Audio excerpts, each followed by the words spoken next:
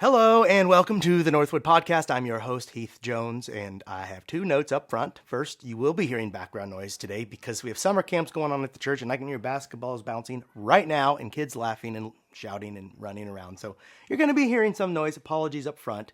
Second thing I want you to know is this is going to be a shorter episode. I'm writing this on the run between obligations, and I'm going away, in fact, to our denomination summer camp to be a counselor, along with my own kids, the back half of this week. So this being the case, and me being pressed for time, I'll cut to it. First, if you're interested in learning more about our church, please check out our website. It's www.indyncc.org. That's INDYNCC.org. Or if you prefer a more direct route, which personally, I would as well. Write into me directly. My email is Heath, my name, Heath, at INDYNCC.org. Lastly, I'd like to thank the All Indiana Podcast Network for producing the Northwood Podcast. If you are interested in finding out more about their offerings, please visit www.wishtv.com/podcasts. That's www.wishtv.com/podcast. And there you'll find other podcasts produced and recorded by other Indiana folk.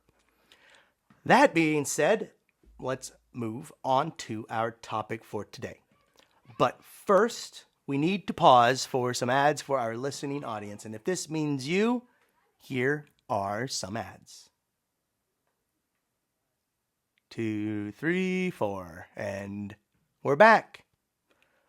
The passage we'll be considering today contains a short parable Jesus told about the realm of God and how it is different from other ruling powers. But I'm already getting ahead of myself. The passage is found in the Gospel of Mark chapter 4, verses 30 through 34, Mark 4, 30 through 34, and it reads, "He said also," he being Jesus, "With what can I compare the kingdom of God, or what parable will we use for it? It is like a mustard seed, which, when sown upon the ground, is the smallest of all the seeds on earth. Yet when it is sown, and it grows up and becomes the greatest of all shrubs, and puts forth large branches, so that the birds of the air can make nests in its shade." With many such parables, he spoke the word to them, as they were able to hear it. He did not speak to them except in parables, but he explained everything in private to his disciples. That was quick. As I said, we're on the move today. Right here in this parable, we have a metaphor. One of the metaphors for strength that is often used is that of a tree. You've heard it 1,000 times.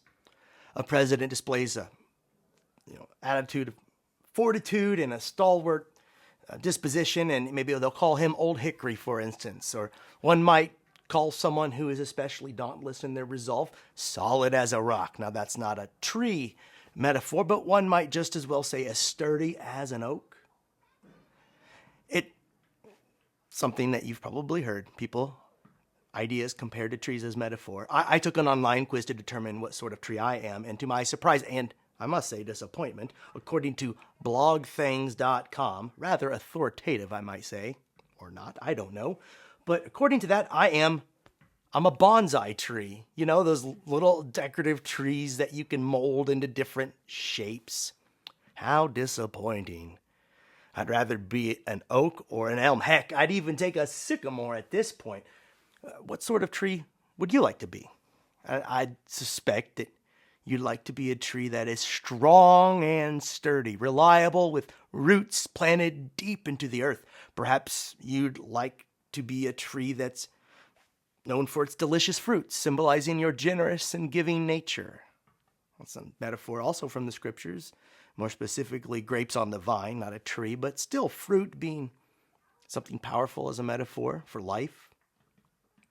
Fruit trees as well, fig trees in some of Jesus' parables. In the past times, trees have been used as symbols for nations and people groups. For example, Canada's tree is the maple leaf. More specifically, England's official tree is the royal oak. Germany's is an oak. Ireland's is an oak. Italy's the olive tree, but also the oak. And you want to know what the United States tree is? Our country? The oak. The point I'm trying to make is that when you're being compared to a tree, you want to be compared to one that is strong, virile, hardy, and long-lasting, like the oak. You don't want to be compared to a bonsai tree. You want to be compared to a tree that could beat out other trees in a fight. You get my drift? And in the Bible, the surrounding nations were compared to trees, to cedars specifically. You might have heard of the cedars of Lebanon. These were tall, strong, and valuable trees, and these were the trees that the nation of Israel aspired to be, metaphorically speaking, of course. But alas, they seldom achieved such visions of grandeur. But to what tree should we compare God's people? If some are oaks, what's stronger than an oak? And if you were to compare the church to a tree, or any other plant for that matter, which would you compare it to? And I tell you right now, I'd pick the sequoia tree. Wasn't on the continent Jesus lived in, and I don't think he or the people in his community would have been aware of. They were not aware of sequoia trees, but you know about them now, those gigantic trees that grow on our west coast. They can grow to be nearly 300 feet tall. So picture a football field set upright, and that's how tall these suckers get. And they're about 20 to 26 feet in diameter. So I'm sure you've seen pictures of these giants with holes carved through for cars to go under. Maybe you've even driven through one yourself or gone out west to see them. My point is they are huge and virtually indestructible. They outlast fires and high winds, everything. What a perfect metaphor for the church, If I were going to pick one for the church, there are sequoias in California that are around 3,500 years old. Think of it. They were 1,500 years young when Jesus was alive. They predate old King David even from the Hebrew scriptures. In short, they can be seen as a symbol for timeless power. Again, what a perfect metaphor for the church. So it should be no surprise that when Jesus compared the realm of God to a plant, he chose what? We already know. I'm being facetious. A sequoia? No. Cedar? No. Well, how about the tree almost everyone else seems to pick? Oak? You'd be wrong again. Jesus didn't even pick the lousy bonsai tree.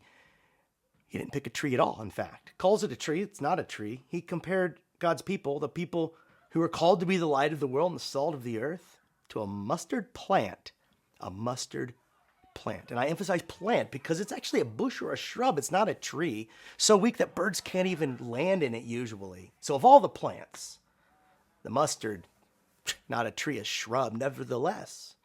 Jesus describes God's people in yet another parable of the kingdom, of the realm of God here that we just read.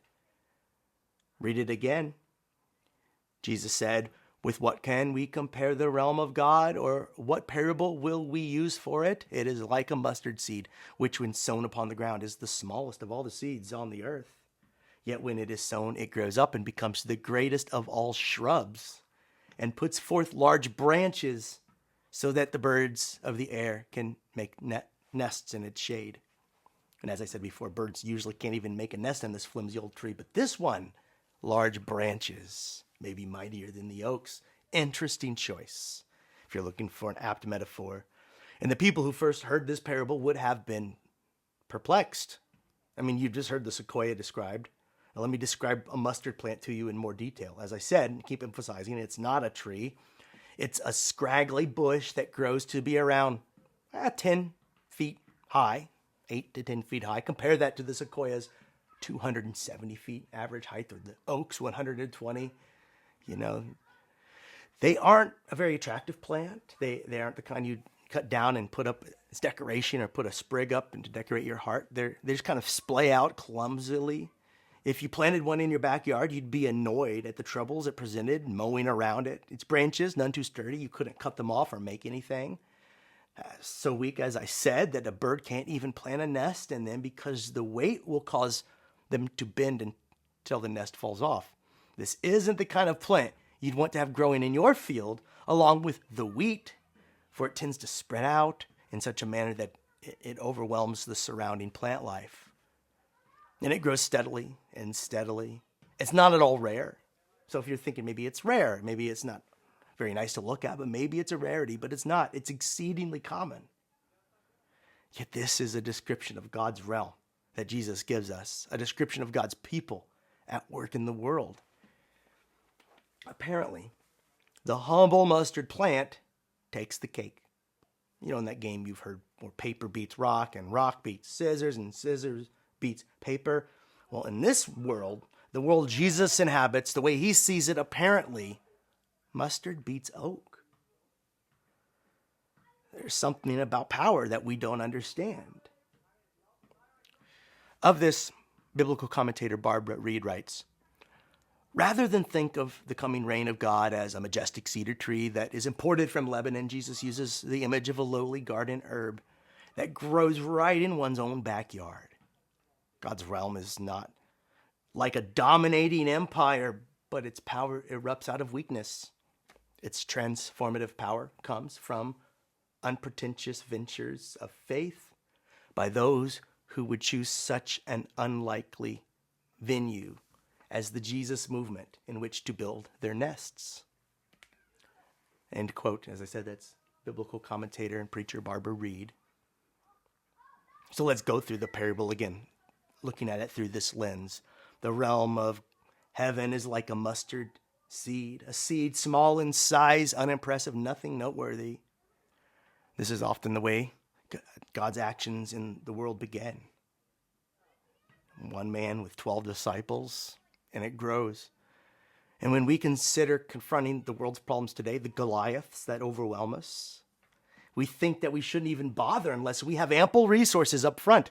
Where will we get the money? Where will we get the volunteers? Where will we get the vision? We are too small to even begin. We are too insignificant to make a dent in the problems that face us. But it begins with a seed, the smallest of seeds. In other words, if you're wondering what you or your church, for that matter, can do in this world, just show up. Small seed though you are. Just bring what you have, as small and as insignificant as you may seem, and God will do something amazing. Bushes, shrubs become trees and homes for life. Obedience is what matters. It grows. And when it does, it grows into something larger than you could imagine. But here the interlocutor interjects.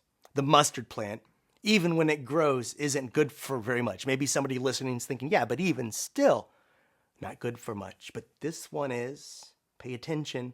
While mustard plants tend to be so weak that birds cannot build nests in their branches, this one becomes a tree. It comes from humble origins and is transformed. One can see a metaphor for our lives there. Us in our humility, transformed.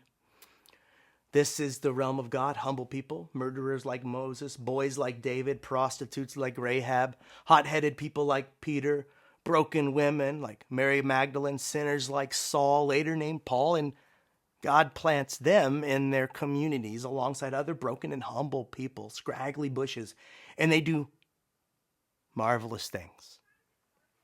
They put what they have to work in the realm of God, and while they don't look like much, God turns a scraggly shrub into a tree.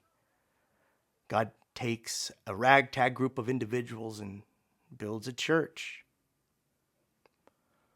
One of the discussions we have in church is, how are we going to exist in a world with limited resources? We keep being told how there's not enough to go around, right? How can we afford to be a church in this place, in this city, and in these times? And this parable answers, all you need to be is a seed. And God will make something out of you and call life near and around you. In short, in a world of scarcity, we already have all that we need. You are a seed, turned scraggly bush, turned tree. God is even now working through us, you, me. We do not need to worry. For the one who has planted us here in Indianapolis will sustain and grow the church. What is left for us is to have a little faith. In another place, Jesus said, faith the size of a mustard seed. And someone replies, you mean faith the size of a, oh yeah, now I get it. Because faith that size can move mountains. So what are we afraid of? What is holding us back? What leaves us filled with anxiety when the offering is low, or the mower breaks down, or whatever goes wrong in your life or in your church? Take heart. The one who transforms shrubs to trees is on our side and even now sustains us, and has in the past and will continue to do so. We cannot fail so long as we are faithful to God with what little we have. So show up with your mustard seed in hand, or whatever it is you possess, and it may well be enough. But if you show up along with the rest of us, I'm sure we'll discover that a mustard tree beats oak in the end every time.